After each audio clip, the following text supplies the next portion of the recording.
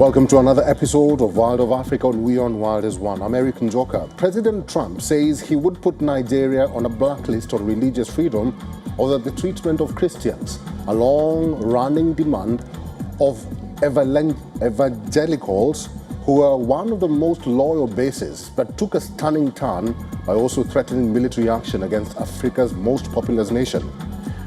Trump's sudden intervention comes despite otherwise showing limited interest in sub-Saharan Africa, which in his first term, he was the first president in recent times not to visit.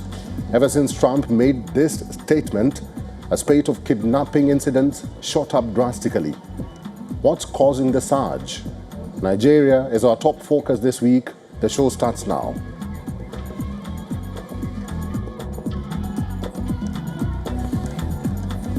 The abduction of hundreds of Nigerians, including almost 350 school children in just a matter of days, has reignited a pressing debate about the persistent security crisis gripping the country. A resurgence of mass kidnappings came after US President Donald Trump threatened military action in Nigeria to stop what he calls the killing of Christians by radical Islamists. The Nigerian government has responded that violent attacks affect families and communities across religious and ethnic lines. We look at the evolution of mass kidnappings in Africa's most populous country.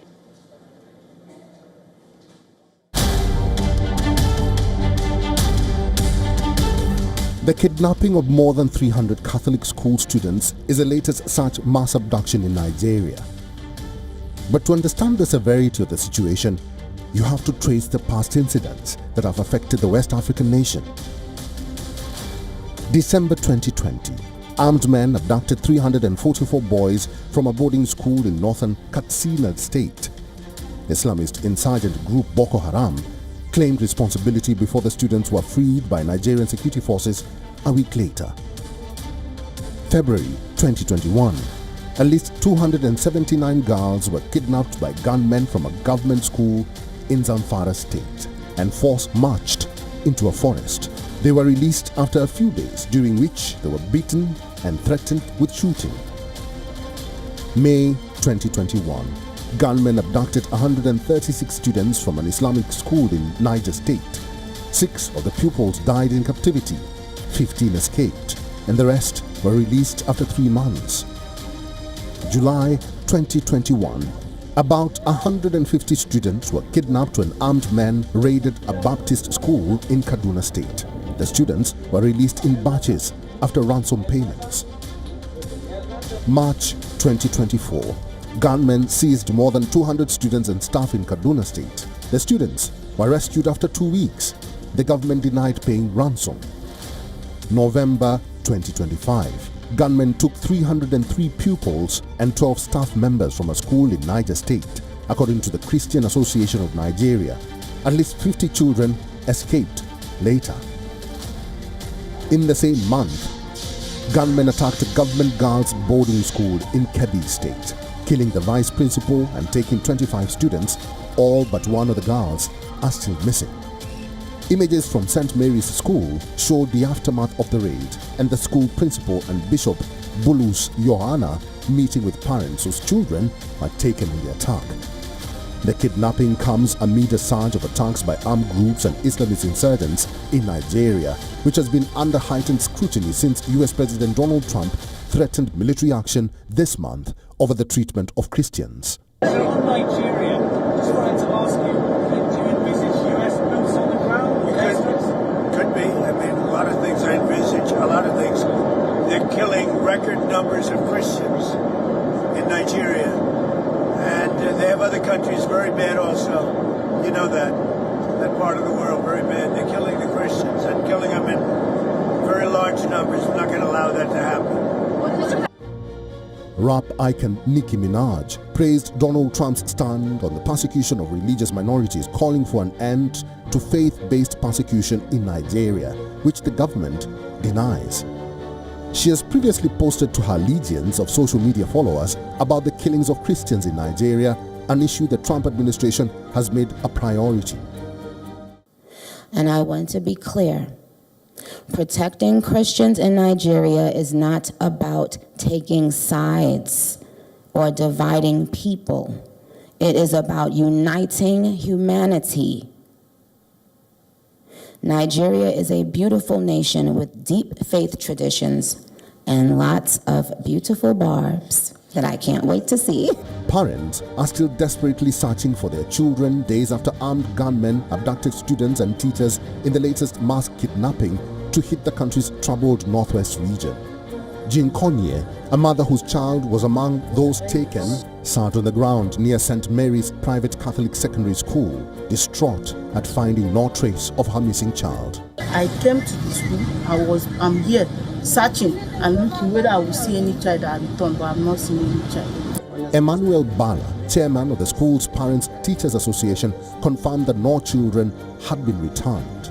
Honestly speaking, I didn't see any child that was returned or brought back here in this school in the name of maybe they rescued him or he came back. I didn't witness that one. The school's gates remained closed as the community grappled with the attack. Martha Matthias, a teacher at the school, recounted the harrowing ordeal in which her husband was taken. She told reporters the armed men initially tied up her husband and demanded she come out as well. She continued that when her daughters saw her father on the ground, Matthias recounted, adding that the gunmen eventually decided to leave her behind. They asked my husband to come out. When he went out, they now tied him. They now said, "Me too, I should come out." Then Nathan started crying. I said, "I want to go and carry my son." When I went to carry Nathan, Adama now woke up and saw people standing with guns. She now started shouting. When I came out, she now followed me. When she saw her daddy lying on the ground, she ran to him and wanted to meet him and started shouting, "Daddy, Daddy." They told her if she does not keep quiet, they will shoot her.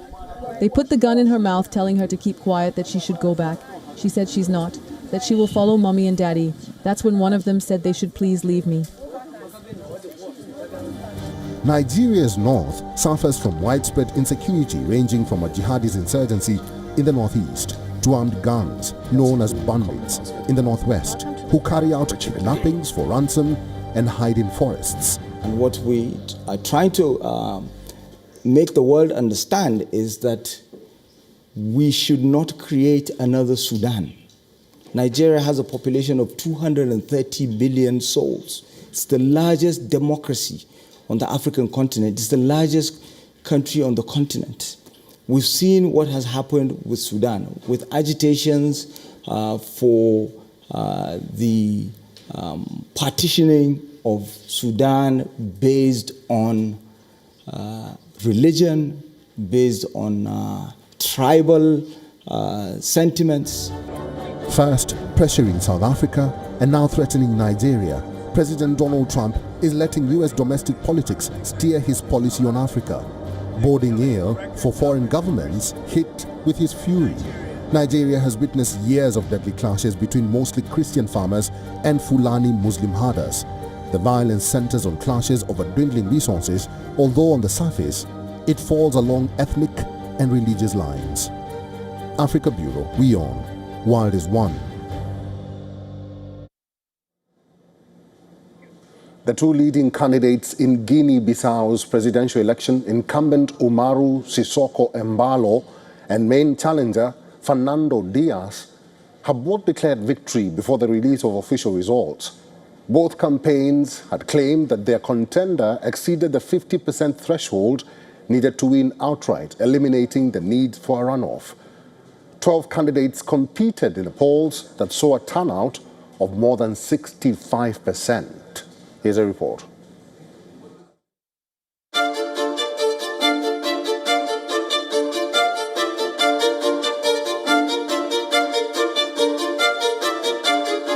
Voters in coup-prone Guinea-Bissau cast their ballots to pick a new president, hoping to turn the page on political turmoil, despite the main opposition party being barred from the race. Around 860,000 voters were eligible to choose between 12 presidential candidates with stability, a major issue given multiple political crises that have rocked the West African nation since independence from Portugal in 1974, including 4 coups and many more putsch attempts. 53-year-old President Umaro Sissoco Embalo is favored to win in the first round. If he succeeds, he will become the first head of state to serve 2 consecutive terms since the introduction of the multi-party system in 1994. I am the first president of Guinea-Bissau to be voted into a second term, and so I hope to continue on that path. Unfortunately, none of my predecessors managed to complete their term and stand for re-election. Mario Vaz did so and lost, but I will be the one to continue my own succession. At the top of the list of demands for many were improved living conditions, including better health care, education, and infrastructure. Guinea-Bissau's population of some 2.2 million is also hoping for more jobs and reforms to combat poverty, corruption, and drug trafficking. Turnout was just above 65%, according to provisional figures from the National Election Commission, down from 73% in the previous vote in 2019. The Commission also put out a statement welcoming the peaceful conduct of the vote across the country. I am hopeful at the moment. We have always dreamt of a peaceful Guinea-Bissau, full of love and harmony. I ask my Guinean brothers to remain calm, because whatever happens, it will be for the benefit of all Guineans. I feel proud, I feel good here. There are no problems. You won't see people fighting or insulting each other anywhere. Everything is normal. Everyone is celebrating their victory. We can't all be on the same side. I went to vote, then I came back to resume my activities. Fernando Dias, widely seen as the top challenger in Guinea-Bissau's presidential election, declared victory before the release of official results, saying he had won more than 50% of the vote and would avoid a second round. His assertion risks escalating frictions in the coup-prone West African country after the poll in which the party that led the fight for independence from Portugal was excluded for the first time.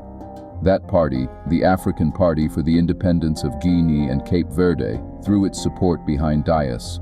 Dias, 47, of the Party for Social Renewal, gained traction after obtaining the backing of former Prime Minister Domingos Simoes Pereira, the PAIG leader who came second in a disputed 2019 presidential election. Analysts predicted a tight contest between Embalo and Dias. Access to employment is very difficult for young people. As you can see, we work hard every day washing cars. We want more than that to improve our working conditions so that we can earn more. I expect the new president to focus on youth employment and offer young people more opportunities. And to create these opportunities, vocational training centers must be opened so that young people can easily access employment. The elections took place with the main opposition party, the PAIGs, and its candidate, Domingos Simoes Pereira, blocked from running after turning in late applications. Voters additionally cast ballots for Parliament's 102 members. Guinea-Bissau is among the world's poorest countries and is also a hub for drug trafficking between Latin America and Europe, a trade facilitated by the country's long history of political instability. Africa Bureau, WION, World is One. French President Emmanuel Macron was on a 5-day tour of Africa in Mauritius, South Africa, Gabon, and Angola.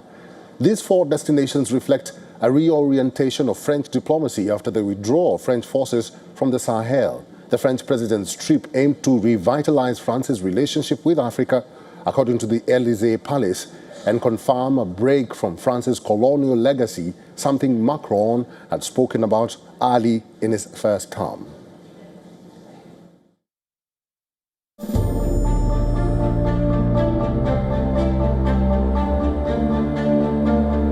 French President Emmanuel Macron kicked off a 5-day tour of Africa, beginning in Mauritius.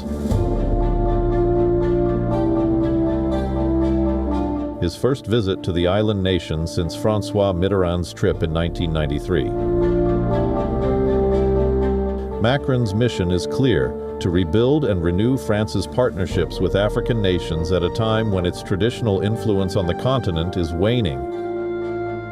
In Mauritius, a small but wealthy island economy in the Indian Ocean, Macron deepened ties with a longtime Francophone partner, Talks focused on cooperation in areas like energy transition, maritime security, and regional challenges tied to nearby territories such as Madagascar. Mauritius, once a sugarcane colony, has transformed into a dynamic financial and tourist hub. French companies have long been involved there, and Macron hopes to leverage that history into a more modern reciprocal partnership, aimed at benefiting both Mauritius and France. While in Mauritius, Macron stated that France has taken note of the will of the new Malagasy authorities to organize elections within a reasonable time frame following the October coup and is ready to support the transition with an open spirit. We have taken note of the willingness of the new Malagasy authorities to respond to the aspirations of the youth who have expressed themselves with strength and dignity and whom we must support, as well as the willingness expressed by the new authorities to set a limited time frame for the transition, allowing for the organization of elections within a reasonable period. France will support this transition with an attitude of openness, supporting the priorities of the Malagasy people, particularly regarding economic development, youth, energy, the fight against corruption, and illicit enrichment. The aim is to turn the page on French setbacks in Mali, Burkina Faso, and Niger after the military juntas in these countries severed defense agreements with Paris and forced the withdrawal of French troops in 2022 and 2023. The withdrawals confirmed the decline of former colonial power France in Africa against a backdrop of rising anti-French sentiment and increased competition on the continent from Russia and China. The French president's trip aims to revitalize France's relationship with Africa, according to the Élysée Palace, and confirm a break from France's colonial legacy, something Macron had spoken about early in his first term. This struggle opposes humanism to confinement, hope to oppression, the strength of forgiveness to the yoke of hatred, a struggle fought by the thinkers of the Enlightenment, by Toussaint Louverture and all his heirs, a struggle fought by Misak Manouchian and Josephine Baker for liberty, equality, and fraternity. This is also France's universal legacy. This struggle is not over. These names rise from history to call us to action. However, 8 years later, the situation is grim. Macron has taken 40 trips, made visits to 26 African countries, and attempted to make amends for France's colonial past in Algeria, Senegal, and Rwanda, but to little avail.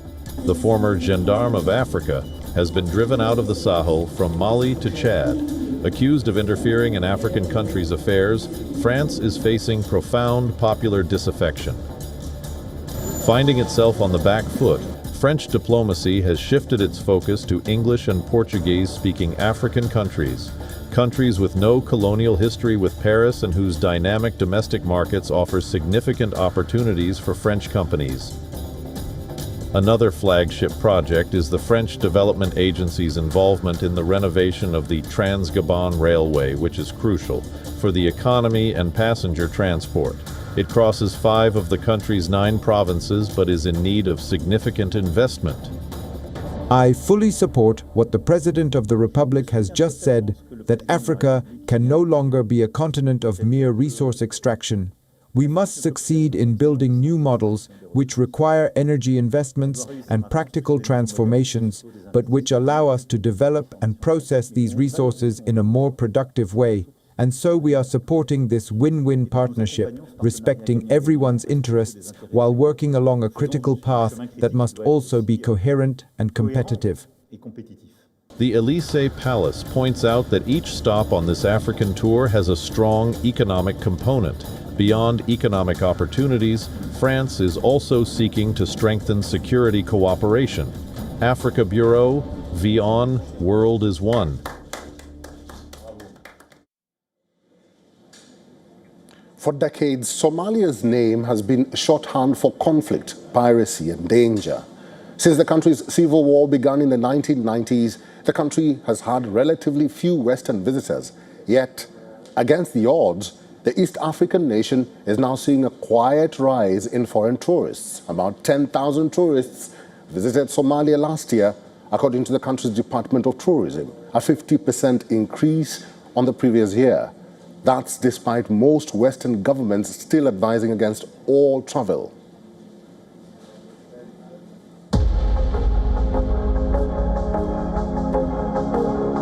Children run in turquoise water, hawkers tout wares on white sands, and families laugh as tourists disembark from small boats. But it's not some tropical island, it's Somalia's capital, Mogadishu.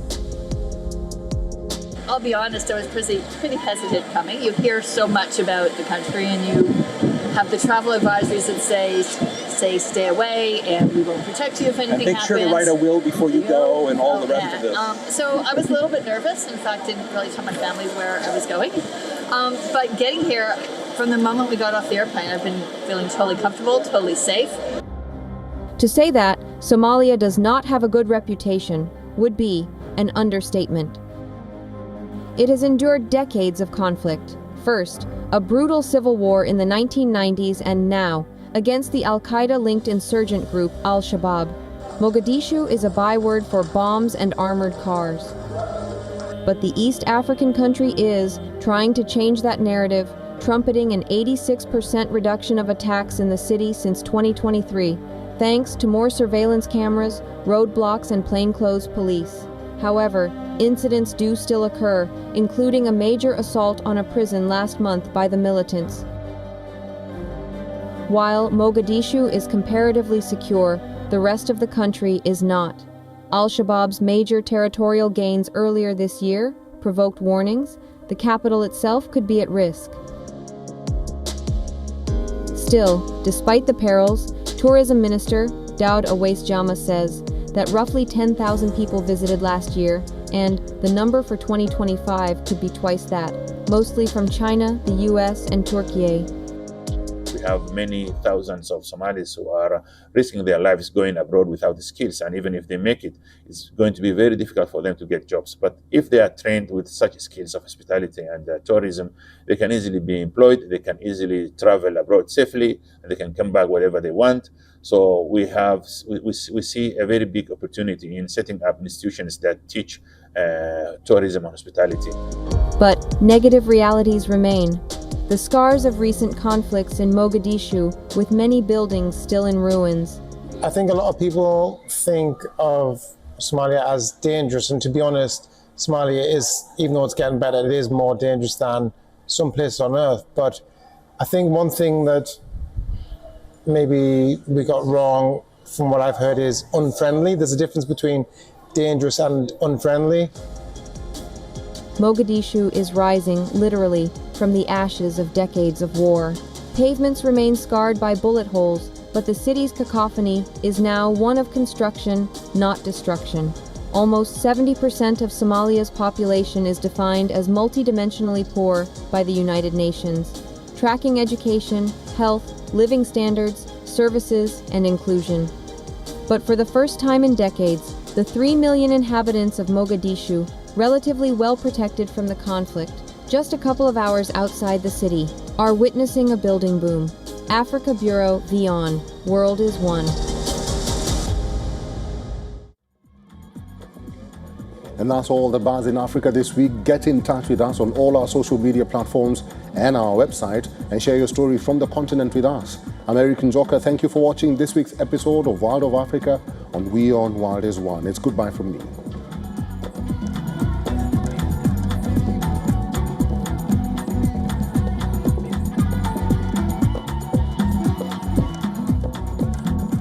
WION, India's global voice, the channel that brings you the biggest stories from across the world through India's lens. Now available in more than 190 countries worldwide, because we believe that the world is one. Watch us in Africa, Europe, USA and Canada, South America, Asia Pacific, Middle East and North African regions. Also available on these digital platforms across the world. WION, World is One.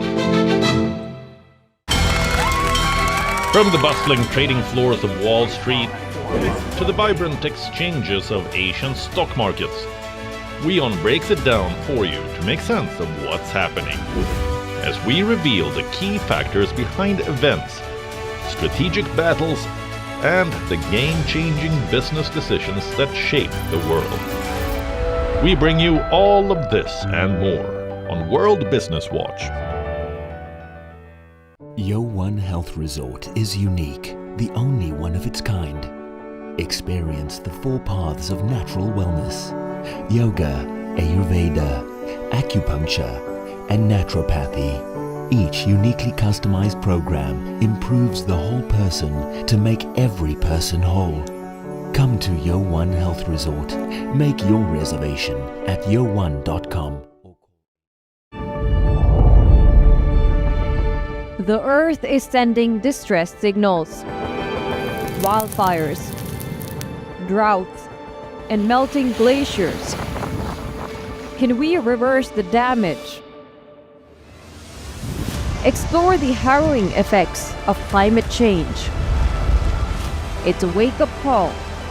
Global emergency. Climate Tracker on WION World is One. Rashtriya Swayamsevak Sangh. To some, it's an extreme ideology. To others, it's the very soul of India. To some, it's rebellion. To others, it's a principle of nation building. Coming soon to challenge perceptions in RSS Centenary Year, Kesariya at 100.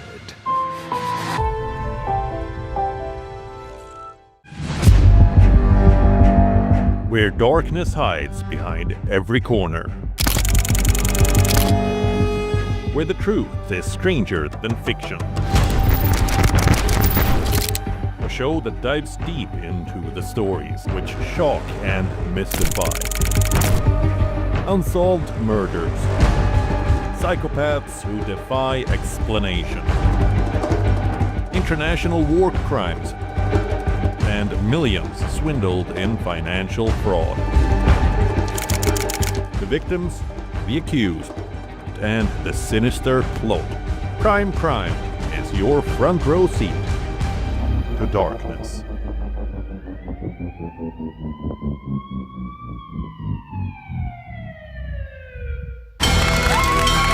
From the bustling trading floors of Wall Street to the vibrant exchanges of Asian stock markets, WION breaks it down for you to make sense of what's happening.